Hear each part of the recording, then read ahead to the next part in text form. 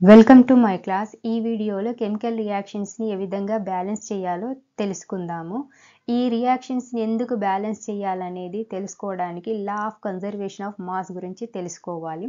So law of conservation of mass ప్రకారం chemical రియాక్షన్లో కొత్త పదార్థం ఏర్పడడం కానీ ఉన్నదాన్ని నాశనం అవ్వడం కానీ జరగదు. ఆటంలో కానీ ఎలిమెంట్లో కానీ రీఅరేంజ్మెంట్ జరగడం వల్ల మనకి కొత్త పదార్థం అనేది ఏర్పడుతుంది. ఫర్ ఎగ్జాంపుల్ కార్బన్ అనేది రియాక్షన్లో పార్టిసిపేట్ చేయడం వల్ల మనకి అయన్ ఆటం అనేది ఏర్పడదు. సో ఇక్కడ రియాక్టెంట్లో ఎన్ని ఎలిమెంట్స్ అయితే ఆటమ్స్ ఎన్నైతే ఉన్నాయో మనకి ప్రోడక్ట్లో కూడా అన్ని ఎలిమెంట్స్ అనేవి ఉండాలి. అందుకోసమనే మనం కెమికల్ రియాక్షన్ని బ్యాలెన్స్ చేస్తాము. కెమికల్ రియాక్షన్స్ని బ్యాలెన్స్ చేసే విధానాన్ని హిట్ అండ్ ట్రయల్ మెథడ్ అని అంటారు. సో ఈచ్ స్టెప్లో మనం ట్రయల్ చేస్తూ ఫైనల్గా ఈక్వేషన్ని బ్యాలెన్స్ చేస్తాము.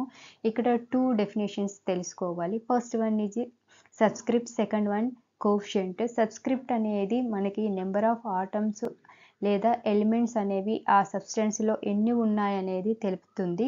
కోఎఫిషియంట్ అనేది ఎన్ని మాలిక్యూల్స్ ఒక కంపౌండ్కి కావాలో కోఎఫిషియంట్ అనేది తెలుపుతుంది. సో ఇక్కడ ఈ ఈక్వేషన్లో ferrous plus sulphuric acid gives ferrous sulphide plus hydrogen. So ఇక్కడ ఫెర్రస్ పక్కన లెఫ్ట్ సైడ్ ఉండే 2 నెంబర్ని కోఎఫిషియంట్ అని అంటారు. ఈ కోఎఫిషియంట్ని మాత్రం మనం ఎవ్రీ టైం చేంజ్ చేస్తూ ఉంటాం. ఈక్వేషన్ని బ్యాలెన్స్ చేయడానికి కోఎఫిషియంట్ని మాత్రమే చేంజ్ చేస్తాము.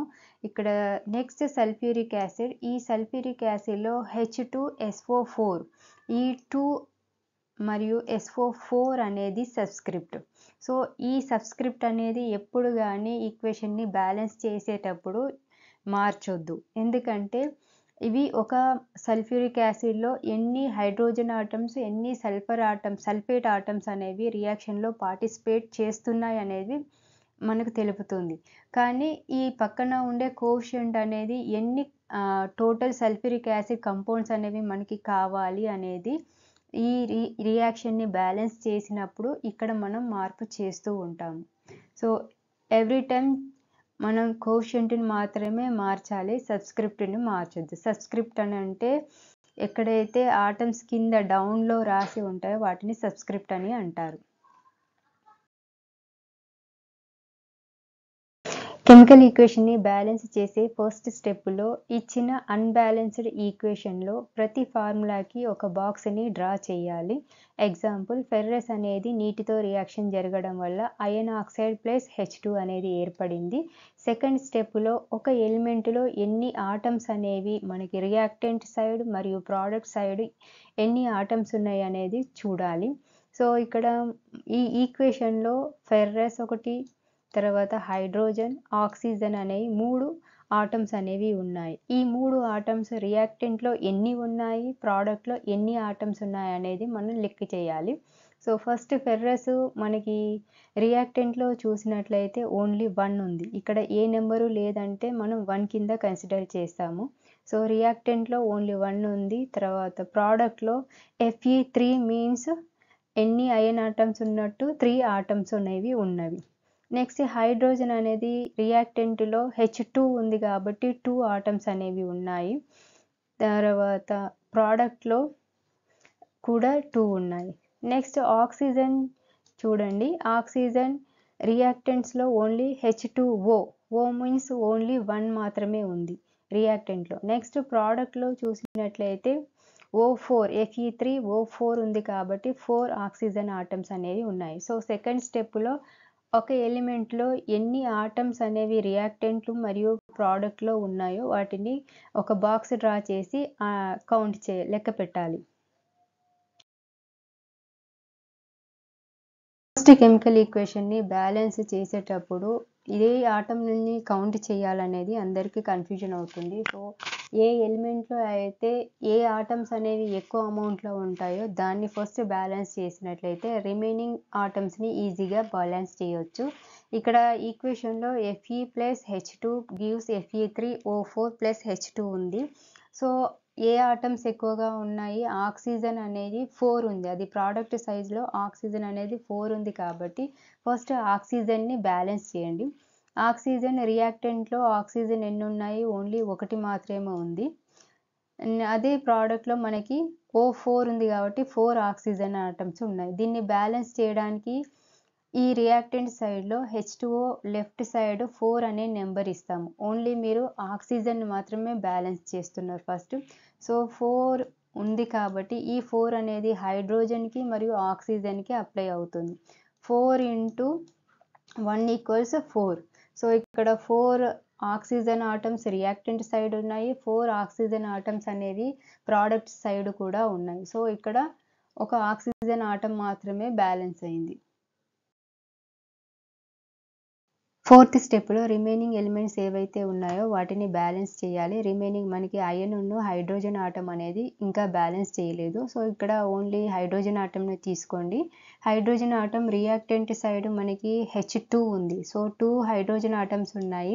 కోషియంట్ 4 ఉంది కాబట్టి 4 ఇంటూ 2 టోటల్ వచ్చేసి 8 హైడ్రోజన్ ఆటమ్స్ అనేవి మనకి రియాక్టెంట్‌లో ఉన్నాయి. నెక్స్ట్ ప్రోడక్ట్ సైడ్ చూసినట్లయితే ఓన్లీ 2 హైడ్రోజన్ ఆటమ్స్ ఉన్నాయి. సో, ఈక్వేషన్ బ్యాలెన్స్ చేయాలంటే హైడ్రోజన్ లెఫ్ట్ సైడ్ మనం 4 గనుక రాసినట్లయితే 4 ఇంటూ 2 సో, ఎన్నవుతాయి? కంప్లీట్ 8 హైడ్రోజన్ ఆటమ్స్ అనేవి అవుతాయి. సో, మనకి రియాక్టెంట్‌లో 8 హైడ్రోజన్ ఆటమ్స్ ఉన్నాయి. నెక్స్ట్ ప్రోడక్ట్‌లో కూడా 8 హైడ్రోజన్ ఆటమ్స్ ఉన్నాయి కాబట్టి హైడ్రోజన్ ఆటమ్ అనేది బ్యాలెన్స్ అయింది.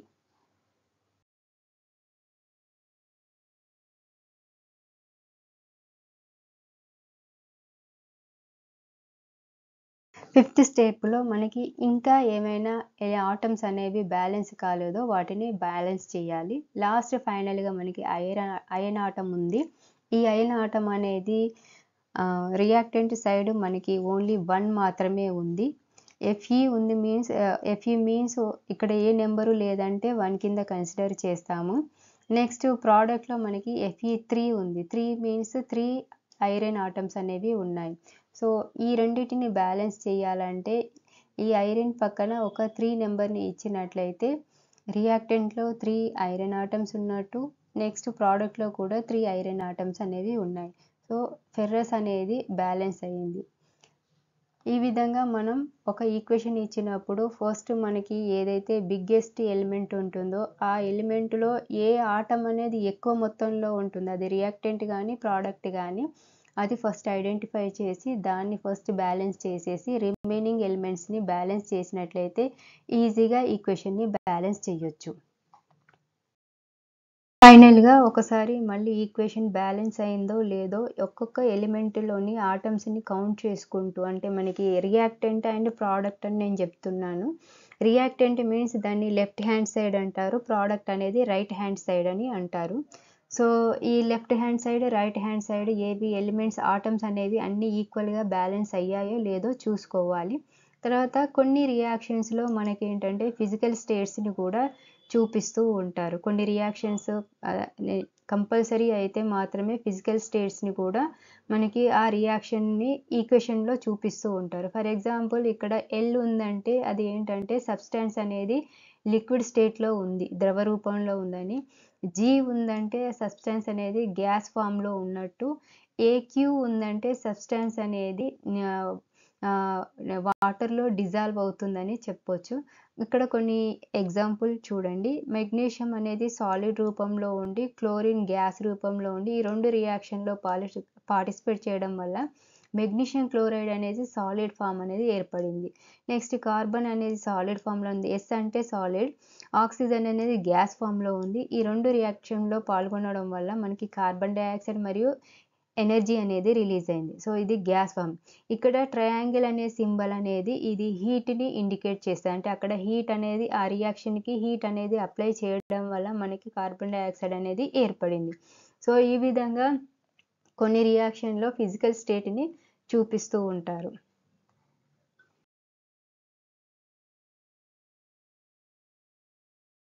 కొన్ని ఈక్వేషన్స్‌ని బ్యాలెన్స్ చేద్దాము. ఫస్ట్ 3 చూడండి.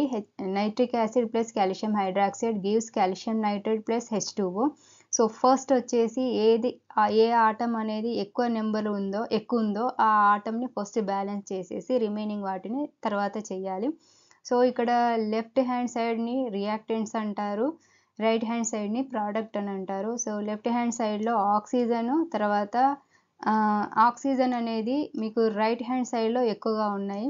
సో ఇక్కడ NO3 taken 2 times means oxygen 3 into 2, 6 oxygen atoms plus H2Oలో ఒకటి ఉంది కాబట్టి +1, టోటల్ 7 ఆక్సిజన్ ఆటమ్స్ ఉన్నాయి. నెక్స్ట్ లెఫ్ట్ హ్యాండ్ సైడ్లో 3 ఆక్సిజన్ ఆటమ్స్ HNO3లో ఉన్నాయి. కాల్షియం హైడ్రాక్సైడ్లో 2 ఆక్సిజన్ ఆటమ్స్ ఉన్నాయి. 3 + 2 5 ఉన్నాయి. సో ఇక్కడ మనం లేవు కాబట్టి బ్యాలెన్స్ చేయాలంటే HNO3 దగ్గర ఒక 2 యాడ్ చేయండి. అప్పుడు 2 into 3, ఇక్కడ 6 ఆక్సిజన్ ఆటమ్స్ అయిపోయాయి. ఇక్కడ నెక్స్ట్ 2 ఆల్రెడీ ఉన్నాయి కాబట్టి 6 + 2 8 ఆక్సిజన్ ఆటమ్స్ లెఫ్ట్ హ్యాండ్ సైడ్లో ఉన్నాయి. So right hand side balance చేయాలంటే వాటర్ దగ్గర 2 నెంబర్ వేసినట్లయితే 2 ఆక్సిజన్ ఆటమ్స్ అవుతాయి. ఎందుకంటే ఈ 2 అనేది హైడ్రోజన్కి మరియు ఆక్సిజన్కి అప్లై అవుతుంది.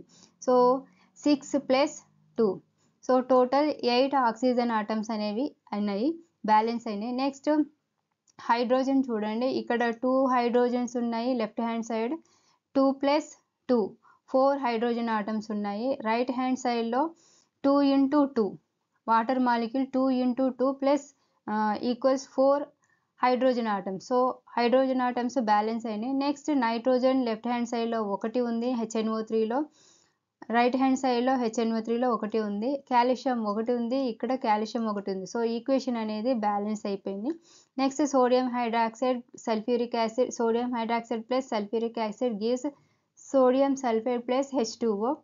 ఇక్కడ కూడా ఏది హైయెస్ట్ అమౌంట్లో మనకి ఆక్సిజనే కనిపిస్తుంది. Left hand side right hand side same.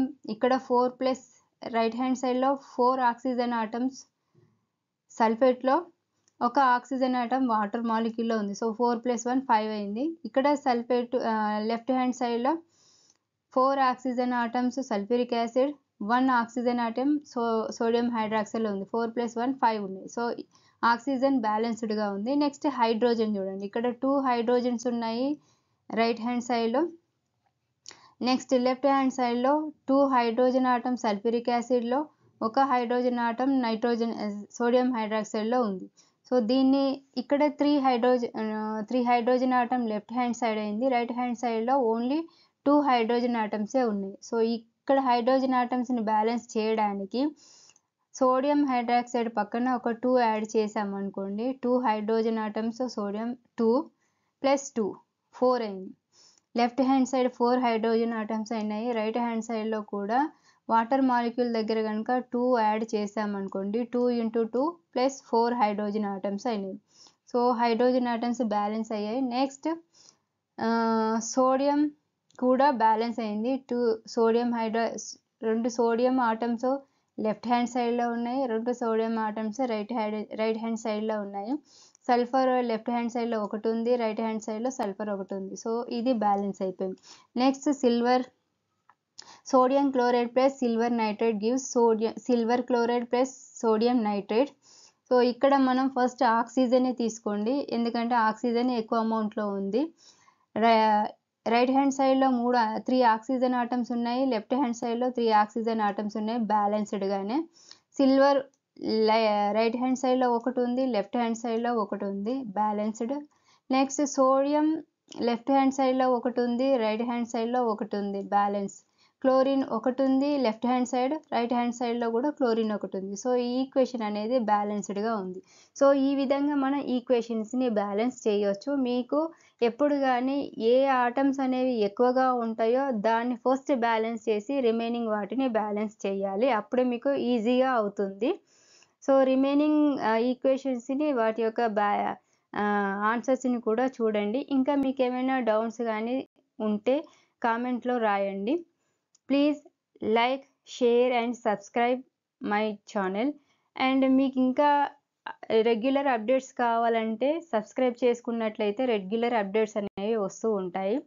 Thanks for watching.